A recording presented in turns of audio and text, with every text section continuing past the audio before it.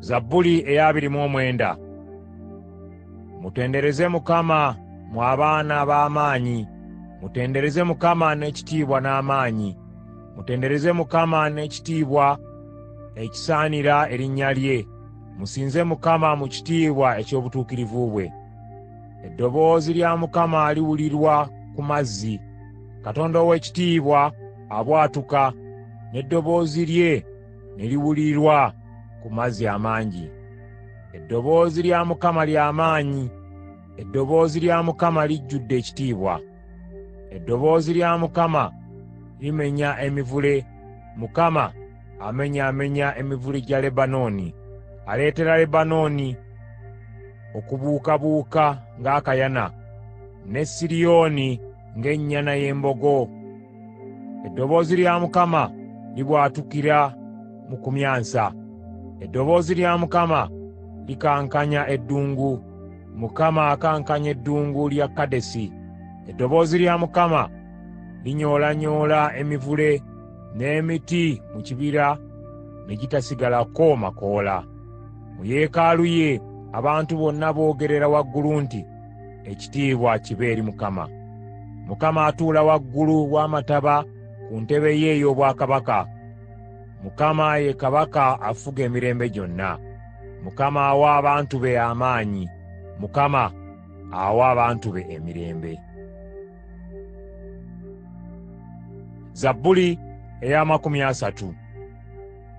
Naakugulumizanga, Ayi Mukama, kubanga wannyimusa, n'otoganya abalabe bange kunneeyagalirako.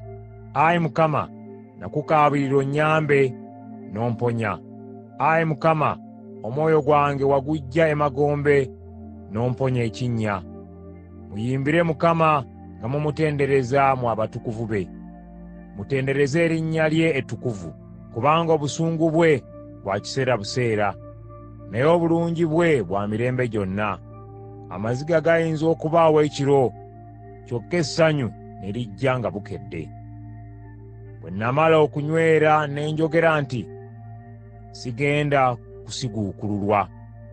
Ayi Mukama, bwe wanjagala wanyweza olusozi lwange, naye bwe wakweka amaaso go ne neeraliikirira. Gwe nakoowoola, Ayi Mukama, ne nkukaabirira, Mukama onsaasire. Kingasa ki bwe nzika mu kinnya ne nzikirira? Enfuufu eneekutenderezanga n'etegeeza abantu obwesigwa bwo. Mpuliriza, Ayi Mukama onsaasire. Ayi Mukama onnyambe. Ofudde okwaziirana kwange amazina, onnyambuddemu ebibukutu, n'onnyambaza essanyu. Omutima gwange gulemenga kusirika busirisi, wabula gukuyimbirenga ennyimba ez'okukutenderezanga. Ayi Mukama Katonda wange, naakwebazanga emirembe gyonna. Zabbuli eya 31. Ayi Mukama, gwe kiddukiro kyange, leka nneme kuswazibwa. Ndokola mu butuukirivu bwo. Ontegere okutu kwo, oyanguwe okunziruukirira. Beera ekiddukiro kyange eky'olwazi, era ekigo eky'amaanyi eky'okumponya. Nga bw'oli olwazi lwange era ekigo kyange, olw'erinnya lyo, onkulembere era onnuŋŋamye. Omponye mu mutego gwe banteze, kubanga gwe kiddukiro kyange. Nteeka omwoyo gwange mu mikono gyo. Ondokole, Ayi Mukama, Katonda ow'amazima. Nkyawa abo abeesiga bakatonda abalala, nze neesiga Mukama. Naajaguzanga ne nsanyukira mu kwagala kwo, kubanga olabye okubonaabona kwange, era omanyi ennaku endi ku mwoyo.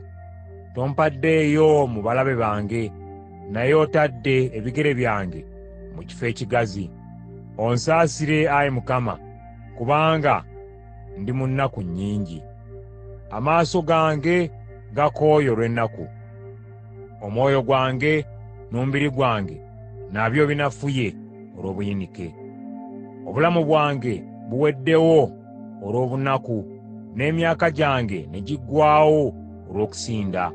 Amaanyi gampweddemu olw'okwonoona kwange, n'amagumba ganafuye.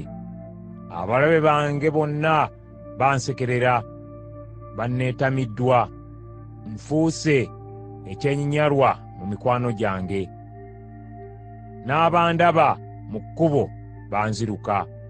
Neerabiddwa ng'eyafa edda, nfuuse ng'ekibumbe ekyatifu.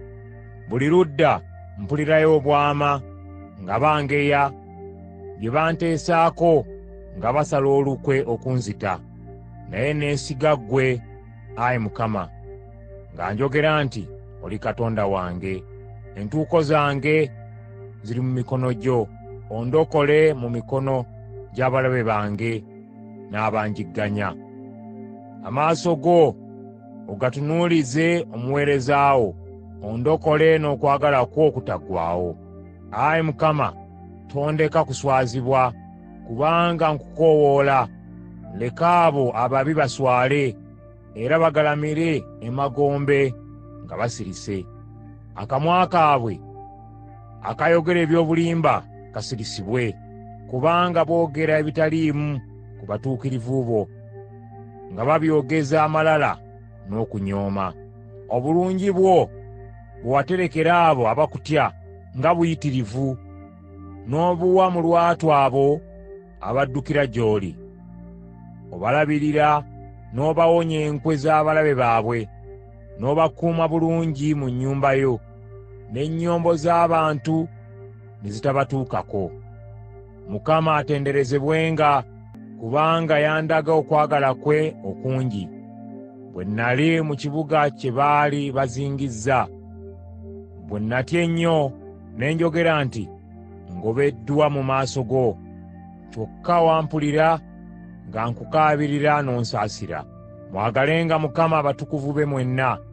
Mukama akuuma abo abamwesiga, naye ab'amalala ababonereza mu bujjuvu.